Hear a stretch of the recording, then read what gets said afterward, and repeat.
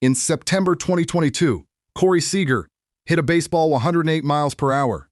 Since 2015, a batted ball at that velocity fell in for a hit 95% of the time. Seager had crushed it. The result should have been automatic. Instead, a second baseman named Tyler Freeman was standing in the outfield grass, 174 feet from second base. He caught it. Easy out.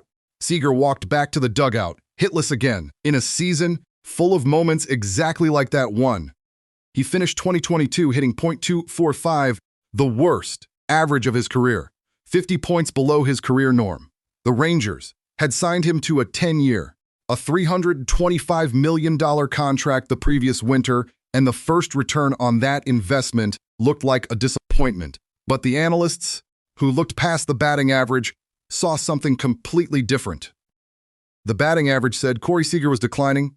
The shift data said he wasn't, and the number they kept pointing at was not in any traditional box score. It was a shift percentage, 93%. In 2022, opposing defenses shifted against Corey Seager. On 93% of his plate appearances, in 2022, opposing defenses shifted against Corey Seager on 93% of his plate appearances. 3 infielders stacked on the right side. The left side of the infield left almost completely open. Ground balls.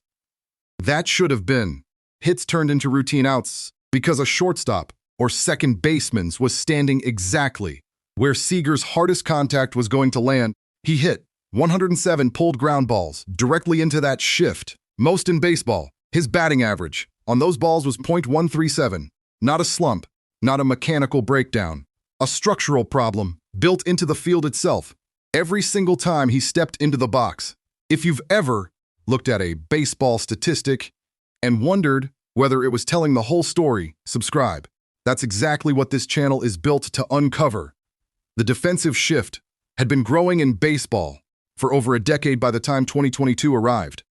What started as an occasional tactic against extreme pull hitters had become a league-wide strategy deployed by every analytics department in the sport. By 2022, left-handed batters faced the shift on 62% of their plate appearances. For elite pull hitters, like Seager, that number was effectively permanent. The logic was simple, and the data supported it.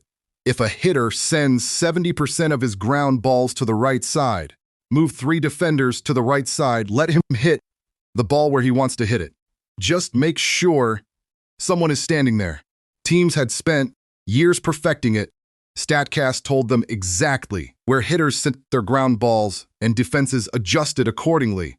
A ground ball that had been a single for decades suddenly wasn't. A line drive through the right side suddenly wasn't. Hitters weren't necessarily making worse contact. Defenders were simply standing where the hits used to land. And every time those balls turned into outs, the box score blamed the hitter. For Seager specifically, SIS Baseball estimated he lost a net 26 hits to defensive shifts in 2022 alone. 26 hits, not strikeouts, not weak ground balls, hits, balls. He had already squared up balls that would have found holes on a normal infield. At his contact rate, those 26 hits were the difference between a .245 hitter and something close to a .290 hitter. The shift had not exposed a weakness in his swing. It had built a wall in front of his strengths.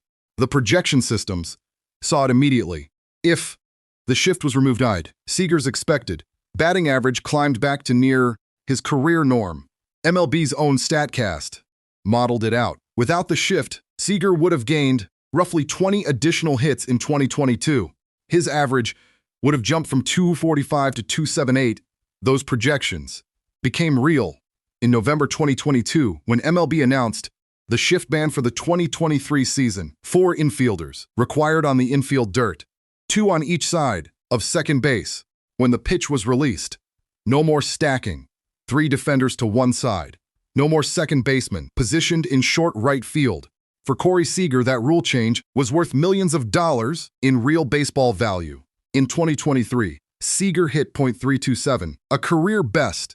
His BABIP jumped from .242 to over .300. The 82-point surge in batting average was one of the most dramatic single-season improvements in the league. Nobody predicted a number that high. In 2023, Seager hit .327, a career best. The projections expected improvement. Once the shift disappeared, they just didn't expect this much. The hits, the batting average, returned, and pitchers suddenly had to face the hitter the data had been describing all along. Part of the reason was that removing the shift did not just return his ground ball hits, it changed how pitchers had to attack him. When three infielders no longer sat on the right side, waiting for his pulled grounders, Seager could drive the ball to his pull side without conceding automatic outs. Pitchers who had been attacking him inside, knowing the shift would convert those balls into outs, suddenly had no structural safety net behind them. The defensive edge disappeared, and Seager punished them for it. He finished 2023 as one of the best hitters in the American League, and the Rangers won the World Series. Seager was named World Series MVP for the second time in his career, becoming only the fourth player in history to win that award twice, and the only player ever to win it in both leagues. The shift ban did not do all of that. Seager was always an elite hitter. His power was genuine, his contact skills were real, and his postseason track record predated any rule change. But the data was equally clear. Removing the structural disadvantage that had suppressed his batting average for an entire season unlocked the version of Seager that his underlying numbers had always described. Here is what the 2023 shift ban actually revealed about how defenses had been distorting the game. BABIP, batting average on balls in play, is the number analysts use to measure how often a hitter converts contact into hits.